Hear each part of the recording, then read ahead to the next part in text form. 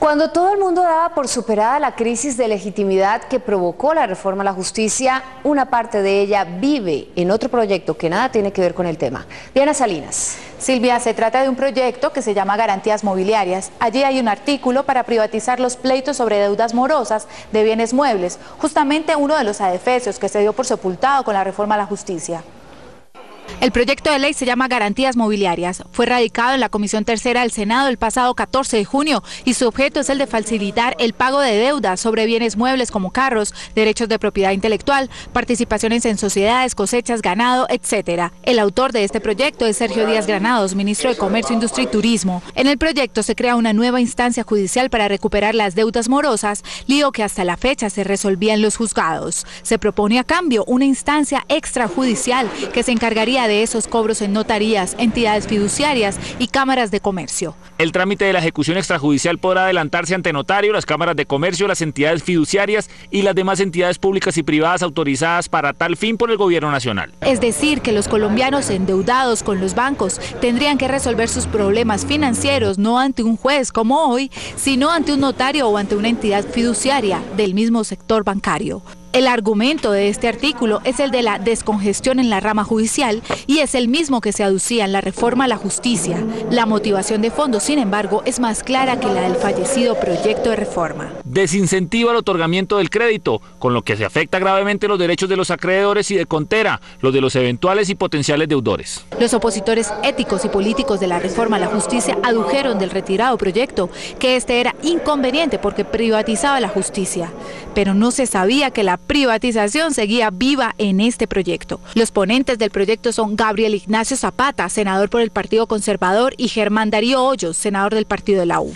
Este micotití ya está aprobado en primer debate en la Comisión Tercera. Los congresistas que por mayoría lo avalaron son 15, 5 senadores por el Partido de la U, 4 conservadores, 3 de Cambio Radical, 2 liberales y 1 del PIN.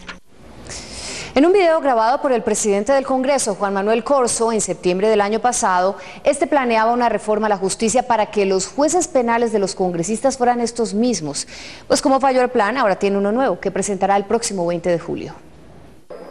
El presidente del Congreso, Juan Manuel Corzo, tenía claro desde hace muchos meses para qué le servía a él y a sus colegas del Capitolio la hundida reforma a la justicia. En septiembre de 2011, es decir, hace 9 meses, época en la cual todavía se estaba lejos de conciliar el texto definitivo del proyecto que generó indignación ciudadana, Corzo reveló su preocupación frente al juzgamiento de los congresistas por la Corte Suprema, tribunal que ya ha condenado a más de 60 parlamentarios por parapolítica. Reconozco que ha habido mucho problema con parlamentarios vinculados, pero también han sido muchos injustos. Confesó que la competencia judicial de la Corte Suprema atemoriza a los actuales congresistas. Un Congreso que además está asustado con la rama judicial por la manera como se le juzga. E hizo su propuesta.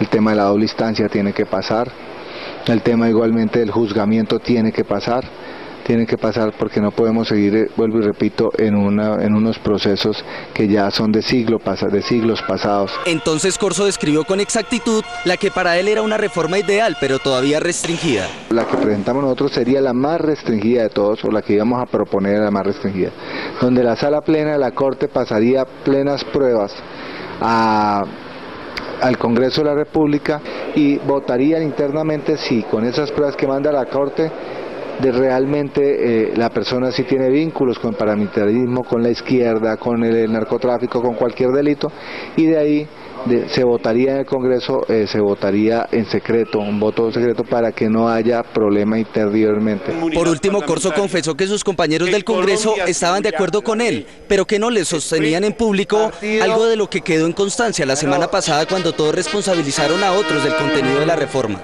Nadie salió públicamente a defender el proyecto, mientras que pasaban por mi silla en la presidencia todos a decirme: hombre presidente, usted es un guapo, usted presentó, usted sabe que esto se necesita. Pero como el polémico y irregular trámite de la reforma se hundió, el mismo Corzo prepara una nueva iniciativa sustentada con idénticos argumentos a los que planteó en 2011. A El Espectador le dijo hace menos de 24 horas que presentará el próximo 20 de julio, junto con otros congresistas conservadores, entre quienes se encuentra Jorge Hernando Pedraza, un proyecto de la reforma constitucional para reequilibrar los poderes públicos. El plan B de la reforma está en camino.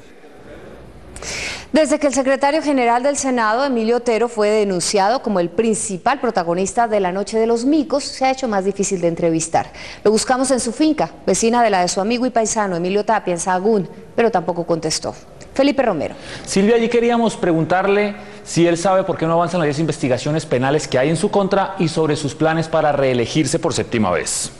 El actual secretario general del Senado de la República, Emilio Otero Dajut, busca su 7ª reelección el próximo 20 de julio. Sin embargo, el camino del triunfo no está muy claro. Entre Procuraduría, Contraloría, Fiscalía y Consejo de Estado, Otero registra más de 10 investigaciones que hasta el momento, por razones que aún no se han publicado, no han prosperado. Entre los 3 organismos judiciales y de control, Otero ha sido denunciado por falsedad, fraude procesal, extralimitación de funciones, tráfico de influencias, realizar nombramientos sin cumplimiento de requisitos, usurpación de funciones, abuso de funciones públicas, prevaricato y denuncia penal por incumplimiento de contratos en 2008 y 2009. A esto hay que sumarle que en los últimos días se ha configurado un bloque de congresistas liderados por los senadores Juan Manuel Galán, John Sudarsky y Armando Benedetti, que se opone a otra reelección de Emilio Otero. El martes, a primera hora, la denuncia ante el Consejo de Estado para que se caiga ese sueldo tan alto que usted me perdona, pero no lo sabíamos todos. Estamos varios senadores de varios partidos, del Partido Verde, del Partido Liberal, tratando de que no se reelija el señor Emilio Otero. Y hay que hacerlo de forma vehemente porque el Congreso adolece hoy de una falta de credibilidad y de favorabilidad como nunca antes en la historia, creo yo. Emilio Otero es oriundo de Sahagún, Córdoba, donde se sabe que sus negocios personales se concentran en la ganadería y los caballos de paso fino. También es propietario de grandes extensiones de tierra, como la finca Los Reyes, casualmente vecina de la finca La Fe, de su tocayo y amigo el contratista Emilio Tapia, actualmente investigado por el escándalo del carrusel de la contratación. Noticias 1 estuvo hoy en la finca Los Reyes, en zona rural de Sahagún, Córdoba, donde permanece por estos días Emilio Otero, pero el funcionario no quiso hablar.